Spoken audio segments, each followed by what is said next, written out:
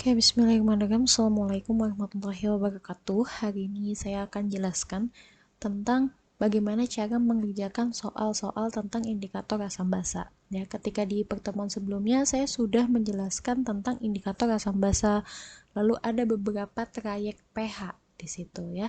Nah, ini sekarang kita akan bahas adalah contoh soal dari indikator asam basanya. Nah, nanti ya ada beberapa indikator yang biasa digunakan ya, kita sudah pahami bersama, yaitu ada MO atau methyl orange, lalu ada metil merah, ada BTB atau bromtimol biru, dan juga PP atau phenolphthalein. Oke, sekarang kita akan bahas satu-satu ya. Ini cara mengerjakan soalnya. Ini ada soal seperti ini. Diketahui trayek perubahan warna dari beberapa indikator ya.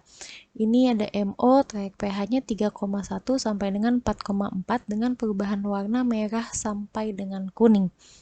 Lalu metil merah, ini trayek pH-nya 4,4 sampai dengan 6,2 dengan perubahan warna merah sampai kuning juga. Ini sama. MO sama ini sama, yang beda hanya trayek pH-nya aja, bedanya sedikit. Lalu ada BTB, bromtimol biru, ini trayek pH-nya 6,0 sampai dengan 7,6 dengan perubahan warna kuning sampai dengan biru. Ya, yang terakhir ini ada PP atau phenolphthalein, ini paling sering digunakan untuk indikator ketika kita melakukan titrasi asam basa. Nanti kita akan pelajari apa itu titrasi asam basa ya. Memiliki pH antara 8,3 sampai dengan 10. Nah, perubahan warnanya dari tidak berwarna sampai dengan merah atau merah ungu gitu. Oke, sekarang kita bahas satu-satu ya. Di sini ada pertanyaannya, untuk menentukan pH suatu larutan dilakukan suatu percobaan dengan beberapa indikator dan diperoleh data sebagai berikut. Dengan menggunakan warnanya jingga. Nah, kita tulis dulu di sini. Nah, biar nggak lupa, jingga. Nah, lalu dengan BTB warnanya kuning. Oh, ternyata telah diuji warnanya kuning. Nah, dengan MO warnanya kuning juga. Lalu dengan PP tidak berwarna. Nah, yang ditanya berapakah pH larutan tersebut? Kira-kira berapa? Gitu. Karena kalau dengan menggunakan indikator seperti ini, kita tidak bisa mendapatkan pH yang pasti, tapi hanya perkiraan aja, perkiraan berapa ya di antara berapa gitu, karena kan ada trayek-trayeknya. Nah, sekarang kita ini akan menganalisis berapa pH dari larutan tersebut gitu ya. Ketika dites pakai MO udah ada nih, kelihatan warnanya kuning. Dites warnanya jingga. Dites BTB ternyata warnanya kuning.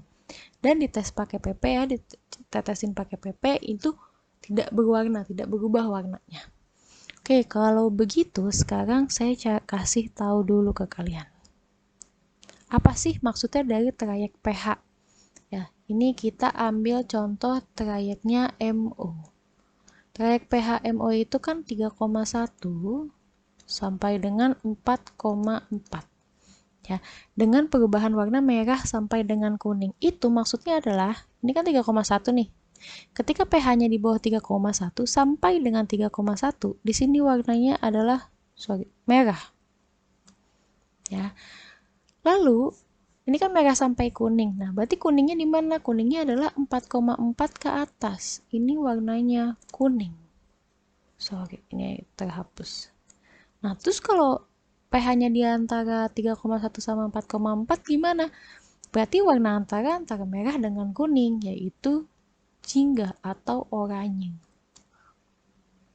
Nah, ini seperti itu ya. Ini MO. Berarti kalau kita bisa buat seperti ini ya. 4,4 sampai dengan 6,2 dengan warnanya merah sampai dengan kuning lagi tadi. Ini kuning. Merah ya harusnya ya. Kita hapus dulu. Ya, ini merah, ini kuning. Sama di tengah-tengahnya jingga juga. Nah, lalu kalau BTB ini kan 6,0 sampai dengan 7,2 dengan perubahan warna kuning sampai dengan biru. Jadi di bawah 6 sampai 6,0 ini warnanya adalah kuning ya, dari 7,2 dan seterusnya ke atas itu warnanya biru. Nah, di tengah-tengah ini warnanya adalah hijau. Kenapa hijau? Karena kuning dan biru itu percampuran warnanya adalah warna hijau. Ya, wah hilang nih J-nya, hijau. Selanjutnya PP, phenolphthalein yang terakhir ya. Ini ada 8,3 sampai dengan 10. Dengan perubahan warnanya di sini tidak berwarna.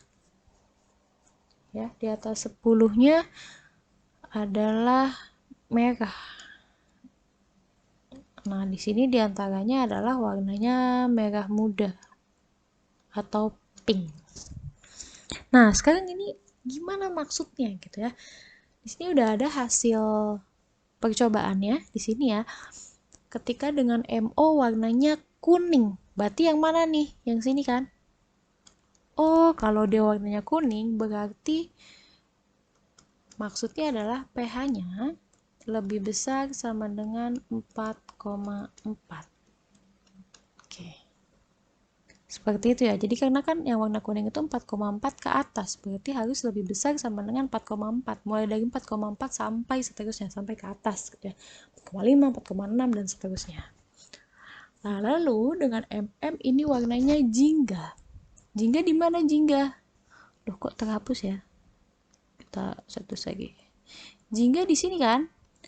Berarti pH-nya ada di antara 4,4 sampai 6,2 kalau kita tetesin menggunakan mm ya. Di antara ini kita kan nggak pernah tahu berapa sebenarnya, pastinya itu berapa kita nggak tahu. Kalau menggunakan indikator itu hanya perkiraan aja ya. Oke, lalu selanjutnya dengan menggunakan BTB. Dengan menggunakan BTB di sini yang terjadi adalah warnanya kuning, berarti di sini ya, berarti ini lebih kecil sama dengan 6,0. Lalu dengan PP tidak berwarna, berarti di sini ini lebih kecil sama dengan 8,3. Oke, lalu bagaimana kita menentukan pH-nya? Kita lihat di sini, kita cari angka yang sama dan range-nya paling sempit. Tuh. Pertama kita dapat, aduh ini kok hilang ya, maaf ya. Hingga ini merah sampai dengan kuning 4,4 ya. Di sini di atas 4,4, berarti di atas 4,4. Kita persempit ya supaya dapat angka yang lebih sempit, lebih kira-kira oh segini nih. Nah, gitu. Jadi nggak benar-benar ini di atas 4,4 ya, di atasnya tuh berapa gitu. Kita kan nggak pernah tahu ya. Ini sangat tidak terbatas. Jadi kita persempit range-nya aja.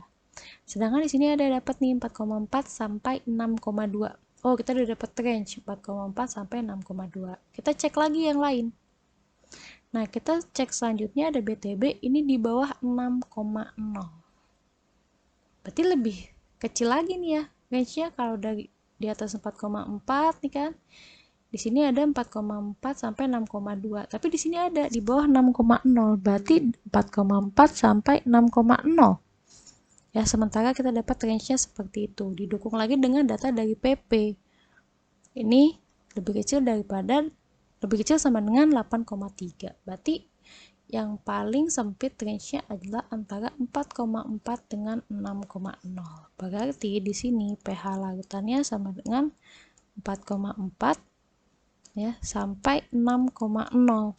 Berarti bisa juga ditulisnya seperti ini, 4,4 ya. Jadi pH-nya itu lebih besar daripada 4,4 ya. Sorry, ini harusnya P-nya kecil nih, P-nya di bawah, H-nya besar ya. Ini seperti ini. Berarti pH-nya ada di antara 4,4 sampai dengan 6,0. Tulisannya seperti ini, berarti jawabannya adalah yang B. Seperti itu. Silakan kita coba satu soal dulu. Kalau ada pertanyaan boleh ditanyakan ke saya. Kalau mau kalian coba, silakan dicoba soal yang berikutnya yang ini. Kalau ada yang bingung, silakan boleh tanya sama saya langsung ya. Kita gunakan Classroom atau kalian bisa WA saya. Saya tutup. Assalamualaikum warahmatullahi wabarakatuh.